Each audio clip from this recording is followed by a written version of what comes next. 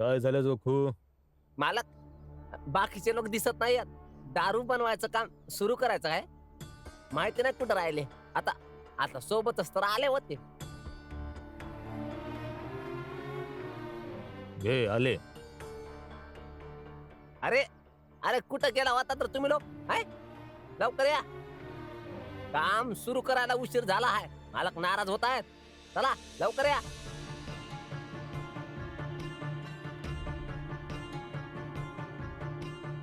जोखू, मालक, तू आता घरी जा आणि पुन्हा इथे येण्याची गरज नाहीये.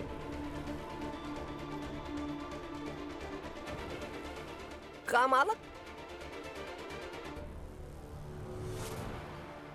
मी जेव्हा घरी येत होतो तेव्हा तो मेघनाथ, जनार्दन, हितेश, मनोहर सोबत काहीतरी बोलत होता. जोखू काका. काय झालं? रमा, मला असं वाटतंय की जोखू काका संकटामध्ये सापडलेत. तुला आठवतंय बाबा काय म्हणाले होते? बाबांनी मेघनाथजींना बघितलं हितेश काका, मनोहर काका आणि जनार्दन काकांसोबत. म्हणजे त्यांनी या तिघांसोबत बोलणं केलं, तर मग जोखू काका सोबत का नाही केलं? म्हणून मला वाटतंय की ते अडचणीत आहे. आपण एकदा जाऊन त्यांना बघायला हवं. पण ते एका अडचणीत असतील. ते त्यांचाच माणूस आहेत ना. तुला समजत नाहीये रमा. काही लोकांच्या स्वभावातच असतं. दुसऱ्यांना काळजीत पाडणं, त्रास देणं, अडचणीत टाकणं. ते फक्त माणसं शोधत असतात की कुणाला ते त्रास देऊ शकतात, कुणाला अडचणीत आणू शकतात. आणि हा मेघनाथजी त्या लोकांपैकी एक वाटतो मला. कारण एवढ्या दिवसांपासून हेच करतोय. आपल्याला जेवढा त्रास द्यायचा होता, जेवढं अडचणीत आणायचं होतं ते केलंय त्यांनी. आता मला वाटतं की ते जोखू काकांच्या मागे लागले, त्यांना त्रास द्यायला बघतायत. ह्यामुळे आपण त्यांना वाचवायला हवं. कधीपासून सांगतोय, कळत नाहीये का तुला?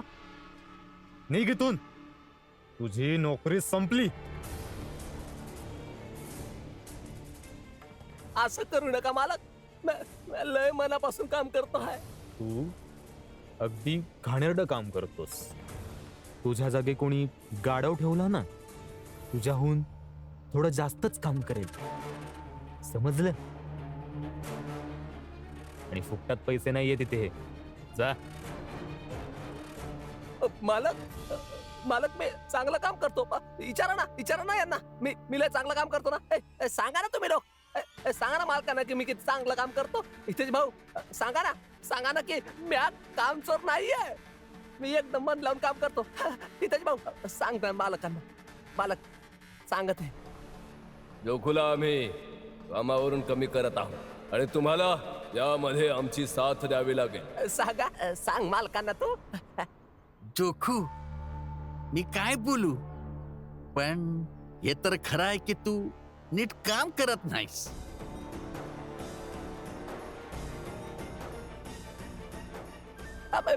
हितेश भाऊ, काय बोलताय तुम्ही? अरे तुम्ही दोघं सांगा, हा जोखू काम करतो का? होय होय. जनार्दन, मनोहर, सांगा ना मालकांना. जोखूला आम्ही कामावरून कमी करू आणि तुम्ही सगळे त्याला तेच सांगणार जे आता आम्ही तुम्हाला सांगू. सांगायचं काय जोखू भाऊ? मालक खरंच तर म्हणतात तू हायच काम चोर. काय बोलतात तू जनार्दन? हे काय झालं तुम्हा सगळ्यांना? काय म्हणणार भाऊ? खरी गोष्ट आहे मालक. हा जनार्दन अगदी बरोबर बोलतो आहे. ऐकलं? समदे एक झाले. समदे एक झाले तुम्ही लोक. माहिती नाही काय झालंय, पण समदे एक झाले. सांगा मला. अचानक रस्त्यामध्ये कुठे काय झाले होते? काय झालं? खरं सांग मला. खरं तर हे आहे की तू इथून निघ, कारण तुझ्यासाठी ते काहीच काम नाहीये. निघ. मालक मी कुठे जाणार मालक? माझ्याकडे काही काम बी नाही राहिलं. माझं जे कपडे धुवायचं होतं आणि इस्त्री करायचं काम होतं, ते जे काम चालू होतं ना, ते दुकान बी पूर्णपणे बंद पडलं मालक. मला आता नोकरीवरून नका काढू मालक. तुला सांगितलं ना, निघ इथून. मालक आम्हाला असं करू नका मालक. मी कुठे जाणार मालक? मला कामावरून काढू नका मालक. मी कुठे जाणार मालक?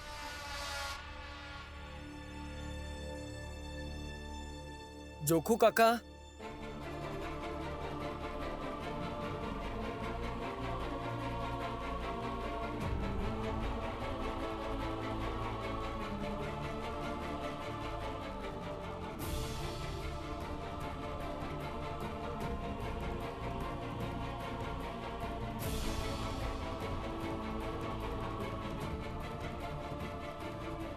घरी सुद्धा नाहीये. असं वाटतंय जोखू काकांवर खूप मोठं संकट आलंय रमा. कदाचित दारूच्या दुकानावर गेले असतील काम करायला. होऊ शकतं. चल. तुम्ही समजे माझे दोस्त आहात ना. सांगा ना मालकाना, सांगा ना की आम्हाला कामावरून काढू नका म्हणून. सांग ना मालकाना. अरे मी कुठं जाणार सांग की त्यांना. जोखो इथून निघून जा, नाही तर चांगलं नाही होणार. मालक आम्हाला काढू नका. तू नाही सुधारणार.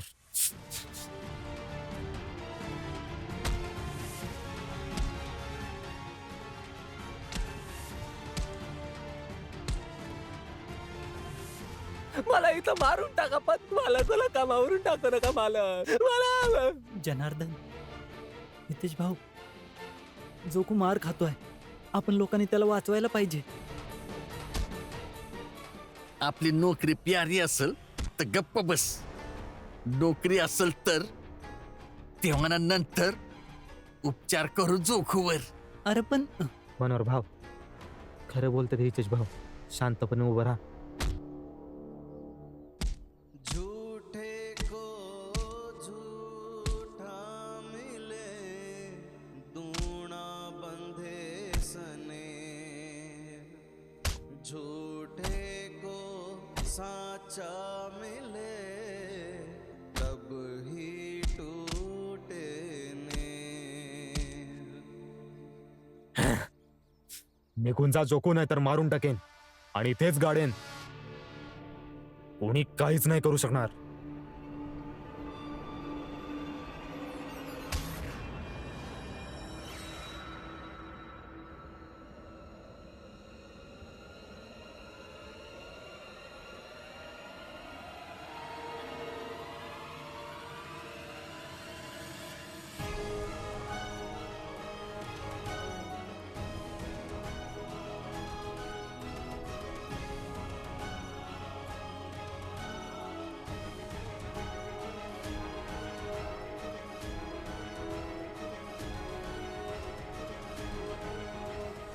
या भ्रमात नका राहू शिशुपालजी.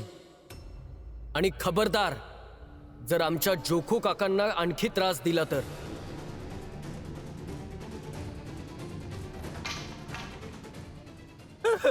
उठा काका. भीम, तू लांब तू इथून लांब. मालक आणि नोकराच्या बदली गोष्ट आहे. आम्ही बघून घेऊ आमचं काय ते. तू मध्ये नको पडू. जातो इथून. जा इथून मालक. जोखू काका, अवस्था बघितली आहे का तुमची? मालक आहे का राक्षस आहे माहित नाही. घरी चला तुम्ही. हा तर प्रत्येक काम चोराला असं काम नाही देऊ शकणार आम्ही. ए, चल निघ. काम नाही देणार तर कसं खाणार पिणार मालक? मी जन्माला घातलंय का तुला? जी तुझी काळजी करू. उडी काढणं. चल. मालक, इतकी बेइज्जती केल्यानंतर तुम्ही इथे थांबाल, ह्यांच्यासोबत डोकं लावाल? चला उठा. चला उठा आता. चला उठा आता. उठा. चला. मला कुठे नाही जायचं. मला नाही पाहिजे. सोड सोड सोड मला मालक. मला नका काढू मालक. हे असं नाही ऐकणार. चला तुम्ही. चला तुम्ही. चला.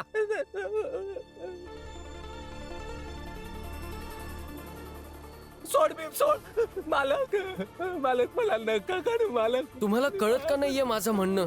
आणखी बेइज्जत व्हायचंय का ह्यांच्या समोर? मी म्हणतोय घरी चला. अरे चला. हा, घेऊन जायला. मालक सोड भीम. भीम,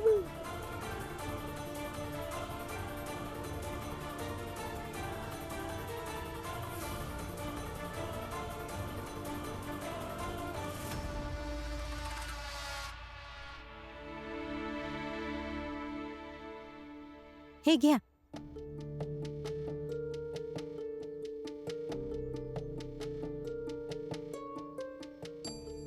आता आरामात चहा प्या.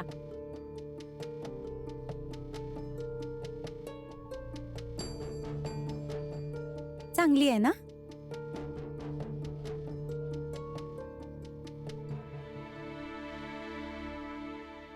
बघितलं, आधीच विचारून घेतलं तर चाय फेकावी नाही लागली ना.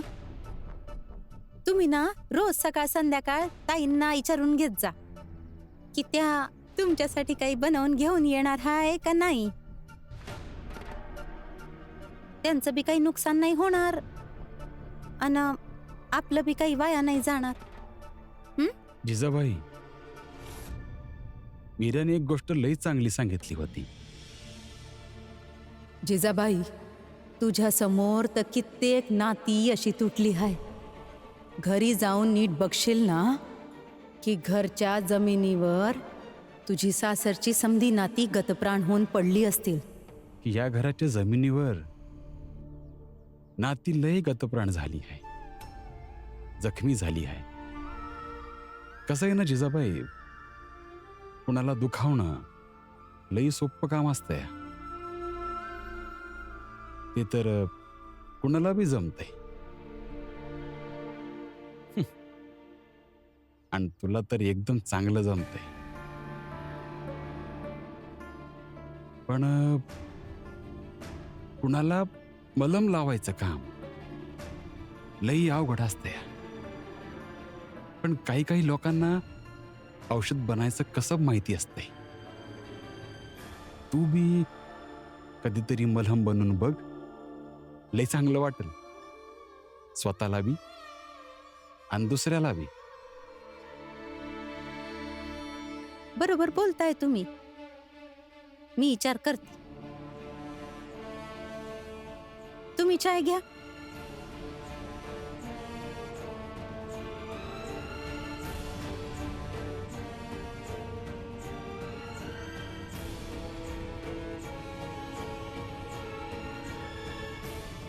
ऐका ना, मी काय म्हणत होती, माझ्या पगाराचे पैसे मिळाले ना, आज संध्याकाळी समुद्रकिनारी फिरायला जाऊ ना. नवरा बायको हाय, एकामेकांसोबत थोडा वेळ मिळेल आपल्याला. थोडं फिरूया, थोडं भांडून येऊया. आणि तुम्ही मला असंच अजून समजवा की. काय माहिती, कदाचित मला कळून जाईल. नाही जिजाबाई, मी नाही येऊ शकत. पती आहात तुम्ही माझे, एवढा तर हक्क आहे ना माझा. हा हक्क आहे, अगदीच आहे. पण मी तुझ्यासोबत नाही येणार. आपल्या नात्याला बी लई जखमा झाल्या आहेत. आता मी मलम लावायचा प्रयत्न करतेय तर तुम्ही साथ देत नाहीये. चुकीचं आहे ना हे. जिजाबाई, आपल्या लग्नाला लई वर्ष झाली आहे. मी तुझी नस नस ओळखून आहे. मी तुला चांगल्या प्रकारे समजतो पण आणि ओळखतो बी. तुम्ही काही बी म्हणा, पण आज संध्याकाळी मी समुद्रकिनारी जाईन. 2 थंड गोळे बी विकत घेईन आणि तुमची वाट बी बघल. जिजाबाई, तुम्ही आलात तर ठीक आहे, नाहीतर मी उद्या सकाळी घरी येईन. जिजाबाई, हा काय नवीन हट्ट आहे? हट्ट नाही, प्रेम आहे माझं. आणि हा, रात्रीचं जेवण बनवूनच जाईन. म्हणजे तुम्हाला असं नको वाटायला समुद्रकिनारी फिरण्याच्या नादात जेवण नाही बनवलं.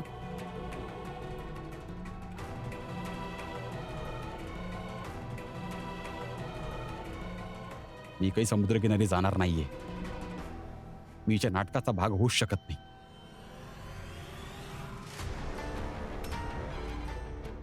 यावेळी जिजाबाई नाटक नाही करत आहे, उलट नवऱ्याचं प्रेम मिळवण्याचा प्रयत्न करतेय. आणि ही जिजाबाई प्रेम मिळवूनच शांत बसल आता. भीम, सोड. जोगू! सोड तू, सोड. जोगू, हे काय झालं? अरे हा भीमराव मला जबरदस्ती तिकडून घेऊन आला तिकडनं.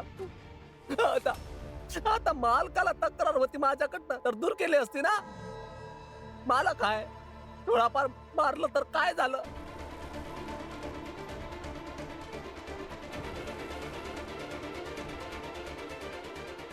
मारलं ते तुला कसं काय मारू शकतात? का नाही मारू शकत? मला काय ते तसा मी आज तुझा मालक आहे आणि मला राग आला तर मी मारतोस की ना तुला. तसा त्यांना पण राग आला म्हणून मारलं त्यांनी. आता यात काय चुकीचं झालं? कसं चुकीचं नाहीये? तुम्ही फुलिया काकीला मारता ते पण चुकीच आहे ना. आणि मालकाला हा बी हक्क नाही की तो आपल्या कर्मचाऱ्यासनी इजा पोचवल. अरे समजा अधिकार आहे, समजा अधिकार आहे. मला काय ते माझी नोकरी सुटली आहे, आता काम कसं करणार? काम न केलं तर दारू कसा पिणार?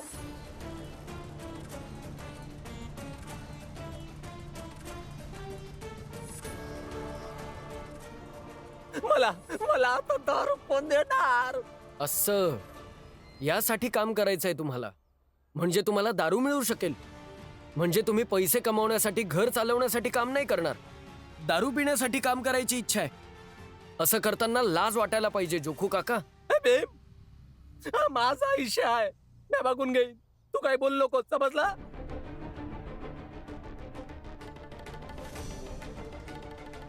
जोखू तू काय नाही बघणार जोखू. बस खूप झालं आता. अरे नशीब समज या भीमरावने तुला मार खाण्यापासून वाचवलं आणि तू त्यालाच ऐकवतोय. चल इकडे ये, इथं बस बस.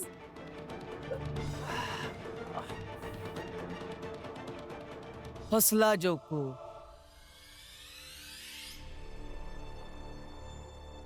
ते लोक असंच करतात, दारूच्या नशेत अडकवून देतात. जसा म्या यातून निघू नाही शकत तसं हे बी नाही निघू शकणार.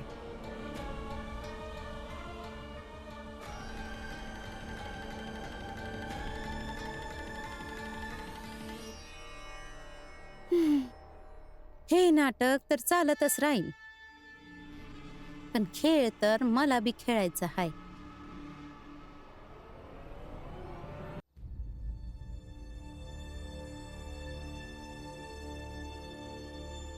शोभा, जरा आत ये, काही बोलायचं आहे. या.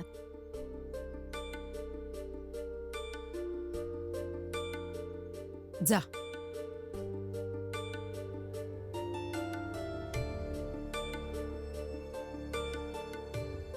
काय झालं जिजाबाई? अरे ये ना.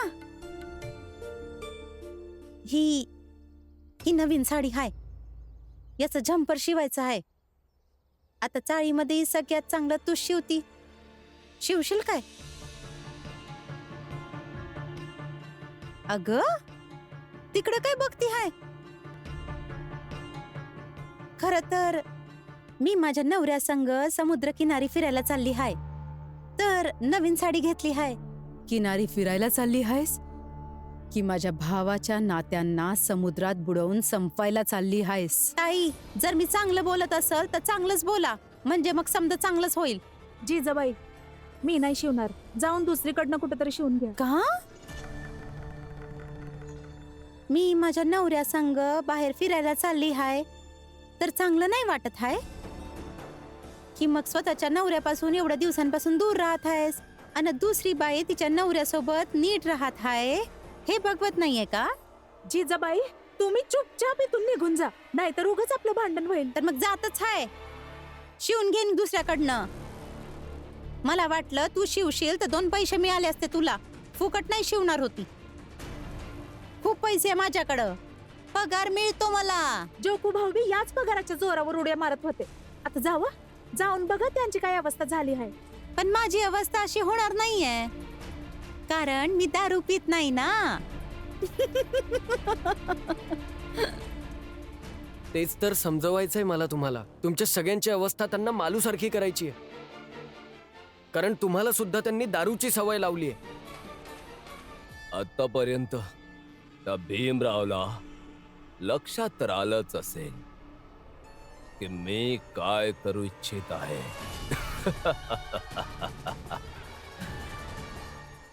एका मालोजीला बांधून ठेवलं आहे नात्याने.